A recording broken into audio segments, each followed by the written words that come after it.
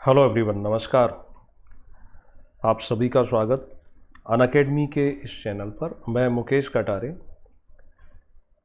आज का दोस्तों हमारा जो लेक्चर है ये करंट बेस्ड है, समसामयिकी रिलेटेड है। इसमें आप सभी को पता होगा कि राज्यसभा के जो हैं वो इलेक्शन होने हैं। तो राज्यसभा के इलेक्शन अलग अलग राज्यों में होना है। तो राज्यसभा के इलेक्शन किस प्रकार से होते हैं उसके संबंध में बहुत सारे क्वेश्चंस रहते हैं। क्यूरियोसिटी रहती है कि पता तो चले कि राज्यसभा के इलेक्शन में कौन लड़ सकता है, वोटिंग कैसे होती है। इसी को लेकर के आज का हमारा ये टॉपिक है, राइट। तो इसको जल्दी से हम कवर करते हैं। इसमें सिर्फ ये नहीं बताएंगे आपको कि राज्यसभा के चुनाव कैसे होते हैं, ये भी बताएंगे कि राज्यसभा कब बनी थी, इसका नाम राज्यसभा कब रखा गया था। तो जुड़े रहिए आप। पहली बात कि 19 जून आज की डेट में जो राज्यसभा के 24 सीटों के लिए चुनाव होना है, ठीक। इसमें से 18 सीटें वो हैं जिनके लिए चुनाव 26 मार्च को होना था, बट कोविड-19 के कारण इन्हें पोस्टपोन कर दिया गया था। 18 सीटें जो हैं इनमें गुजरात, आंध्र प्रदेश में 4-4, राजस्थान और मध्य प्रदेश की 3-3, झारखंड की 2, मणिपुर और मेघालय की 1-1 सीट के लिए है। बाकी जो 6 सीटें हैं उसमें कर्नाटक और अरुणाचल प्रदेश, मिजोरम से आ जाते हैं, राइट। तो राज्यसभा के जो चुनाव होते हैं, राज्यसभा के चुनाव पर बात करें, पहले राज्यसभा आपने देखा होगा संसद में रेड कलर का ये कारपेट बिछा रहता है, इसको हम राज्यसभा कहते हैं। ये सदन जो है ये परमानेंट हाउस होता है। इसकी पहली बैठक जो हुई थी वो 13 मई 1952 को हुई थी। और इससे पहले हम क्या नाम देते थे? इससे पहले हम काउंसिल ऑफ स्टेट कहते थे या स्टेट काउंसिल कहते थे। हिंदी नाम राज्यसभा इसका 23 अगस्त 1954 को रखा गया, ठीक है। चूंकि हमने अपने देश में वही सब सिस्टम लिया है, संसदीय शासन प्रणाली, जो कि ब्रिटेन में चलती थी। ब्रिटेन में भी 2 हाउस होते हैं पार्लियामेंट में, एक वहाँ पर हाउस ऑफ कॉमन्स और दूसरा होता है हाउस ऑफ लॉर्ड्स। तो जो हाउस ऑफ लॉर्ड्स है उसके जैसा हमने बनाया है, उसे हम राज्यसभा कहते हैं। राज्यसभा के पहले सभापति थे वो डॉक्टर एस राधाकृष्णन। यानी राज्यसभा का सभापति वह होता है जो कि उपराष्ट्रपति होता है। इसलिए हम क्या बोलते हैं कि राज्यसभा का एक उपराष्ट्रपति पदेन सभापति होता है। पदेन यानी एक्स ऑफिसो चेयरमैन। कोई व्यक्ति या सभापति बनाया नहीं जाता है, जो भी उपराष्ट्रपति है वो अपने आप से इसका सभापति बन जाता है। उपसभापति श्री एस.वी. कृष्णमूर्ति थे। पहली महिला सचिव वी.एस. रमा देवी। सचिव, महिला सचिव ये क्या होते हैं? यहाँ देखो ये चेयर जो है, यहाँ तो बैठेगा इस हाउस का सभापति, उसके नीचे फिर आप यहाँ पर देखोगे ना, ये होती हैं सचिव, राइट। अगला देखो कि संविधान में कहाँ लिखा है राज्यसभा के बारे में, तो आर्टिकल 80 में इसमें राज्यसभा के संगठन, ऑर्गेनाइजेशन के बारे में बात की गई। ये कैसा सदन होता है? अपर हाउस, उच्च सदन। उच्च सदन है, नाम में सिर्फ ऐसा नहीं कि ये दूसरी मंजिल तीसरी मंजिल पर बना होगा, ठीक है। इसकी अधिकतम सदस्य संख्या कितनी हो सकती है? 250 हो सकती है। Maximum number 250। 238 सदस्य जो हैं वो चुने जाएंगे, इलेक्शन से आएंगे, और 12 सदस्य जो होते हैं वो नॉमिनेटेड होते हैं, मनोनीत होते हैं। वर्तमान में कितनी सदस्य संख्या है? 245, 233 जो कि इलेक्शन से आते हैं, और 12 सदस्य जो होते हैं मनोनीत होते हैं, ठीक है। अब जो इलेक्टेड मेंबर 233 हैं, ये 12 जो मनोनीत हैं, ये मनोनीत क्या होते हैं?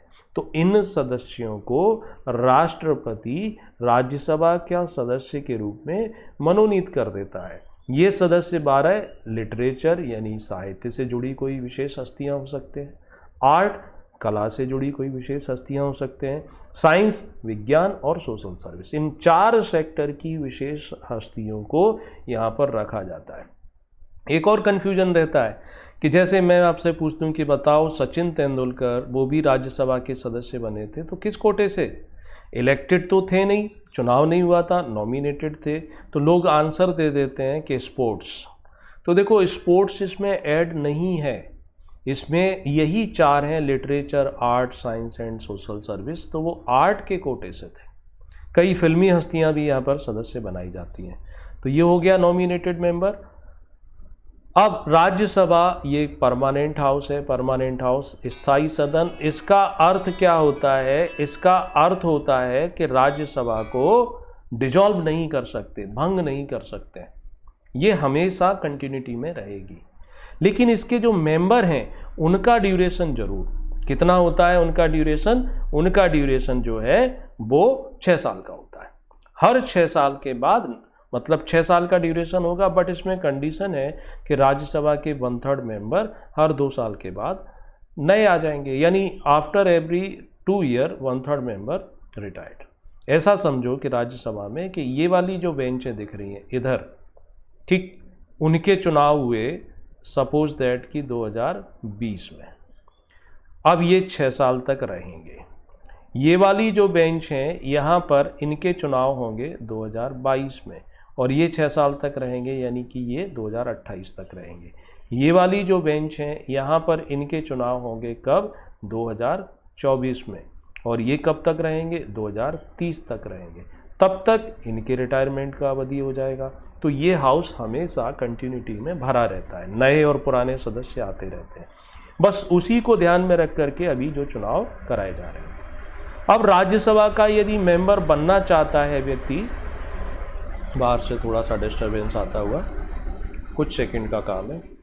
राज्यसभा का यदि कोई मेंबर बनना चाहता है तो मिनिमम एज उसकी 30 साल होना चाहिए। 30 साल से कम का होगा तो वो सदस्य चुनाव नहीं लड़ सकता। चेयरमैन बता दिया, वाइस प्रेसिडेंट इसका एक्स ऑफिसो चेयरमैन होता है और ये अपने उपाध्यक्ष को अपने सदस्यों में से चुनते हैं। क्लियर है ये बात। अब संविधान का जो आर्टिकल 81 है वो लोकसभा के बारे में बात करता है। ये लोअर हाउस होता है, सदस्य संख्या अधिकतम 552, वर्तमान में 545 सदस्य हैं, ग्रीन कारपेट बिछा रहता है। तो इस लोकसभा के बारे में तो मैं आपको अगले लेक्चर में किसी दिन बताऊंगा डिटेल में, बट शॉर्ट में जो जानकारी है वो आप ले सकते हो कि 552 सीटें ये 545 हैं। ऐसे ही अभी राज्यसभा के बारे में लिखा कि अधिकतम सीटें 250 हो सकती हैं, लेकिन हैं कितनी, 245। तो इसकी सीटें और ये जो हैं 7 सीटें और राज्यसभा की 5 सीटें, ये खाली क्यों हैं? इनके क्या चुनाव नहीं हुए? तो देखो ध्यान रखना कि हमारा ये सीटें खाली इसलिए हैं कि भारत का ये जो मैप आप देखोगे इधर, ये पीओके, पाक ऑक्यूपाइड कश्मीर और अक्साई चिन्ह, ये भारत का है। मतलब हमने इसे अभी अपना कहना बंद नहीं किया है। तो लोकसभा के 7 सांसद, राज्यसभा के 5 सांसद यहाँ से चुने जाएंगे जब ये हमारे पोजीशन में आ जाएगा तब। तो उन स्थानों के लिए ये वैकेट रिक्त रखी जाती है। ठीक, लोकसभा का कार्यकाल 5 साल होता है, सदस्य का कार्यकाल भी 5 साल होता है। लोकसभा को राष्ट्रपति भंग कर सकता है, डिजॉल्व कर सकता है। डिजॉल्व का मतलब है नए इलेक्शन होंगे। सदस्य संख्या जो अभी है ये 2026 तक स्थिर की गई है। 2026 के बाद जो पहली जनगणना होगी उसके बाद सदस्य संख्या में परिवर्तन किया जाएगा। लोकसभा के स्पीकर, अध्यक्ष को स्पीकर कहते हैं, उपाध्यक्ष, डिप्टी स्पीकर, ये दोनों ही उनके सदस्यों में से चुने जाते हैं। लोकसभा में भी 2 प्रकार के मेंबर, एक इलेक्टेड मेंबर जिनका चुनाव होता है, जिन्हें आम जनता चुनती है अलग अलग संसदीय क्षेत्रों से, और 2 सदस्य होते हैं जो कि नॉमिनेटेड होते हैं, मनोनीत होते हैं। उनको कौन, एंग्लो इंडियन, आंग्ल भारतीय समुदाय के 2 सदस्यों को यहाँ पर रखा जाता है। ठीक है, अब दोनों की शक्तियों की तुलना ये फिर कभी, अब हम आते हैं कि राज्यसभा के जो चुनाव कैसे होते हैं इस पर लेकर, तो ये जो क्यूरियोसिटी रहती है, हम उदाहरण लेते हैं कि मध्य प्रदेश में 3 अभी राज्यसभा की सीटों के चुनाव होना है। मध्य प्रदेश से कुल राज्यसभा की सीटें कितनी हैं, 11, लेकिन आज 3 सीटों के चुनाव होना है। अब कैसे चुने जाते हैं, तो हर व्यक्ति जो कि राज्यसभा का मेंबर बनेगा इसके लिए मिनिमम वोट फिक्स किए जाते हैं कि कम से कम इतने वोट मिलना चाहिए। अगर इतने नहीं मिलेंगे तो फिर वो जीता हुआ नहीं माना जाएगा। यानी जो नॉर्मल इलेक्शन होता है, जैसे आप एमएलए का देखा होगा, लोकसभा के सदस्य का, पंचायत का, कि कैंडिडेट कई सारे खड़े होते हैं और जिस कैंडिडेट को दूसरे कैंडिडेट की तुलना में अगर 1 वोट भी ज़्यादा मिल जाए विनर हो जाता है। बट ये राज्यसभा में नहीं होता।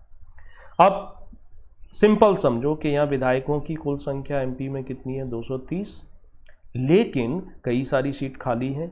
तो वर्तमान में विधायकों की संख्या है 206 और 206 सदस्य किसको चुनेंगे, 3 सदस्यों को चुनेंगे, क्योंकि राज्यसभा के सदस्यों को विधायक ही चुनते हैं। और कौन से विधायक चुनते हैं, इलेक्टेड वाले, नॉमिनेटेड वाले नहीं चुनते हैं।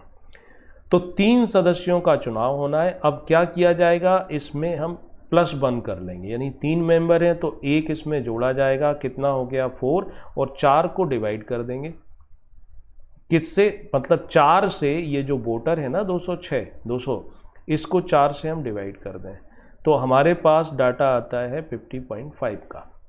अब 50.5 में +1 कर लिया जाएगा, यानी कि वही व्यक्ति जीतेगा जिसको कम से कम, राउंड फिगर में हम बात करें, 52 लोगों ने वोट दिया होगा, यानी 52 विधायक जिसे वोट देंगे वो विनर हो जाएगा।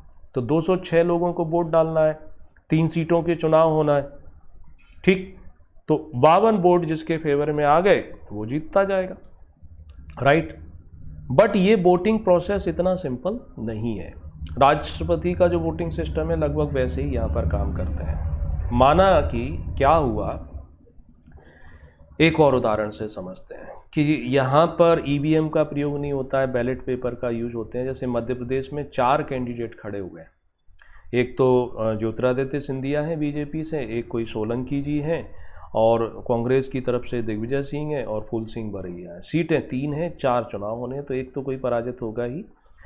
अब क्या होता है कि 4 जो कैंडिडेट हैं इनको वोट देना है, तो इनके नाम के आगे वोटर को प्रायोरिटी देनी होती है। जैसे A, B, C, D 5 candidate हैं, तो वो लिख देगा कि मेरी पहली चॉइस A है, दूसरी चॉइस ये है, चौथी ये है, तीसरी ये है, 5वीं है, यानी सबके नाम के आगे उसे अपना प्रेफरेंस बताना पड़ता है। अब वोट डल गया, काउंटिंग होगी। अब जैसे हमने उदाहरण यहाँ पर लिया कि MP की 3 सीटों के चुनाव हुए, 5 कैंडिडेट हैं, वैसे 4 हैं, मैंने 5 समझाने के लिए रख दिए। 2 कैंडिडेट जो थे A और B, इनको तो 52 वोट मिल गए, 52, यानी 52 विधायकों ने उन्हें पहली चॉइस पर कि ये मेरा है, 52 विधायकों ने B को बोल दिया कि ये मेरी पहली पसंद है, तो दोनों विनर हो गए, राइट। वो राज्यसभा के मेंबर बन गए। अब बचे 3 मेंबर C, D और E, इनमें किसी को बहुमत नहीं मिला।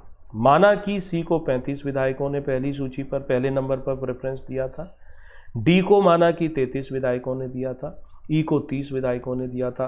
कम से कम वोट 52 चाहिए थे, 52 से तो ये बहुत कम है। तब अब क्या किया जाएगा, इन 2 को तो हटा दो, वो तो जीत गए।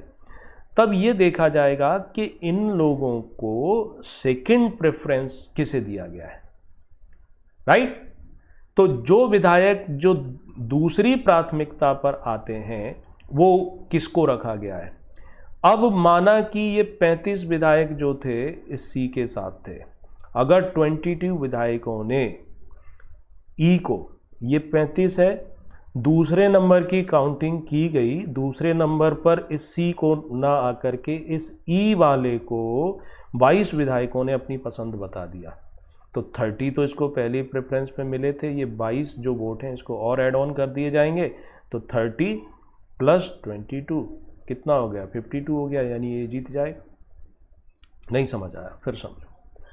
अगर एक से ज़्यादा कैंडिडेट खड़े हुए हैं चुनाव में, तो हर कैंडिडेट को अपनी पसंद बतानी होती है कि मेरी ये पसंद पहले नंबर पर है, अगर ये नहीं बन पाते हैं तो दूसरे नंबर की पसंद मेरी ये है, तीसरा ये है, चौथा ये है, 5वां ये है। मैंने आपको समझाने के लिए यहाँ पर उदाहरण लिया था कि A candidate, B candidate, C candidate, D और E।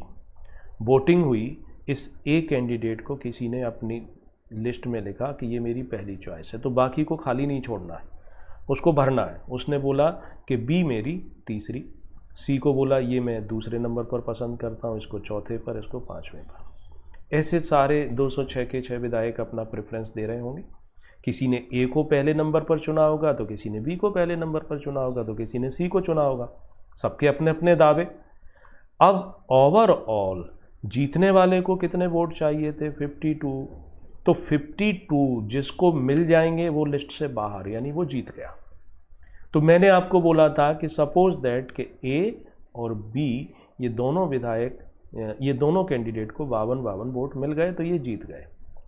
अब C, D और E इनमें किसी को भी 52 वोट नहीं मिले, ठीक है। C को माना कि कितने वोट मिले, C कैंडिडेट को मात्र 35 विधायकों ने चुना कि ये मेरी पहली चॉइस है। इस ई कैंडिडेट को माना कि 30 विधायकों ने चुना कि ये मेरी पहली चॉइस है। डी को भी मान लिया कि इनको 27 विधायकों ने चुना कि ये मेरी पहली चॉइस है। जीतने के लिए 52 वोट चाहिए। अब सी वाले के पास 35 हैं, इसको 17 वोटों की और ज़रूरत है। तब कैसे लाओगे? अब ये देखा जाएगा कि इन कैंडिडेट को सेकंड चॉइस क्या है, यानी दूसरे नंबर पर किसको प्राथमिकता दी गई है। पहले वोट तो इनके रजिस्टर्ड हो गए, दूसरे नंबर पर पता चला कि ये ई जो है, लोग इस ई कैंडिडेट को सेकंड नंबर की प्रायोरिटी देते हैं, ऐसे 22 लोग हैं।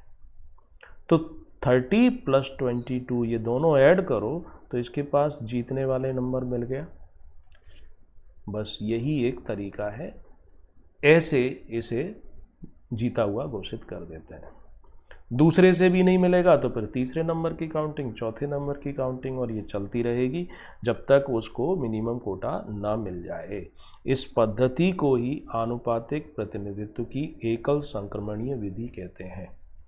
इस पद्धति को किसने खोजा था? तो एक अंग्रेज थे जिनका नाम था टॉमस हेयर, 1857 में उनके द्वारा ये फॉर्मूला दिया गया था। भारत में इस फॉर्मूले के आधार पर राष्ट्रपति का चुनाव होता है, उपराष्ट्रपति का चुनाव होता है, और ये राज्यसभा के सदस्य प्लस विधान परिषद के सदस्यों का चुनाव होता है। ये सबसे साइंटिफिक मेथड माना जाता है। अमेरिका, कनाडा, आयरलैंड जैसे देशों में भी इसी प्रकार से चुनाव कराए जाते हैं। राइट? तो उम्मीद है कि ये आप समझ गए होंगे। इसके अलावा और इन्फॉर्मेशन मैं शेयर कर दूं कि अनअकैडमी प्लस पर सिस्टमेटिक यहाँ पर क्लासेस चलती हैं। उस प्लस को ज्वाइन करने के लिए रेफरल कोड मुकेश लाइव या मुकेश कटारे यूज कर सकते हो। यहाँ कई सारी जो टेस्ट सीरीज होती हैं फ्री में, वो आप ज्वाइन कर पाते हैं। यहाँ मैं अभी जो क्लासेस ले रहा हूँ पेपर 4 2019-20 के लिए एथिक्स, ये पढ़ाता हूँ। इसके साथ साथ अभी जियोग्राफी शुरू करूँगा, एक बार ख़त्म हो चुकी है। एनवायरनमेंट की क्लास चल रही है करंट में मुख्य परीक्षा पेपर 3 के लिए। ठीक, एक नया कोर्स शुरू करने वाला हूँ 2020 के लिए, पूरा का पूरा paper 2B economics and sociology. एक और कोर्स जल्दी ही स्टार्ट होगा, ये 1 जुलाई से स्टार्ट हो जाएगा। 12 जुलाई से लक्ष्मीकांत की पॉलिटी पर आधारित पूरा का पूरा पॉलिटी में इसको कराऊंगा। Unacademy study from home live doubt clearing session, मात्र 17 रुपये खर्च होता है। EMI का ऑप्शन मिल जाता है। Structured live and free class का आप बेनिफिट ले पाते हो। भारत के टॉप एजुकेटरों की क्लास आपको मिल जाती है। राइट? यहाँ MPPSC की एक चैंपियनशिप आयोजित हो रही है जिसके 3 टेस्ट कंडक्ट हो गए हैं, चौथा होना है 28 जून को। तो जो लोग अभी तक इसमें अपना एनरोलमेंट नहीं करा पाए हैं, इस वीडियो के डिस्क्रिप्शन में देखोगे आपको वो लिंक मिल जाता है, फ्री है, करा लें। अनअकैडमी प्लस के लिए 1 मंथ, 3 मंथ, 6 मंथ, 12 मंथ में सब्सक्रिप्शन जो है वो अवेलेबल रहते हैं। जैसे 1 महीने का फीस 1400, 3 महीने का 3500, 6 महीने का 5600, 12 महीने का 7000 होता है। बट जो फीस आप पे करते हैं तो नीचे यहाँ प्रोसीड टू पे में आप ये रेफरल कोड यूज कर देते हैं तो 10% आपकी फ़ीस कम हो जाती है। जैसे 1 साल का फीस घट करके 6300 हो जाता है। और यहाँ जो पढ़ाया जाता है उसका आपको PDF डाउनलोड कर पाते हैं और किसी भी एजुकेटर की क्लास अटेंड कर पाते हैं। ये बहुत सिंपल सा प्रोसीजर है अनअकैडमी प्लस ज्वाइन करने का। ये वीडियो आपको पसंद आया लाइक कर दें, कोई आपके क्वेश्चंस हैं पूछ लें, अगले वीडियो में ले लेंगे। So thank you so much and good luck.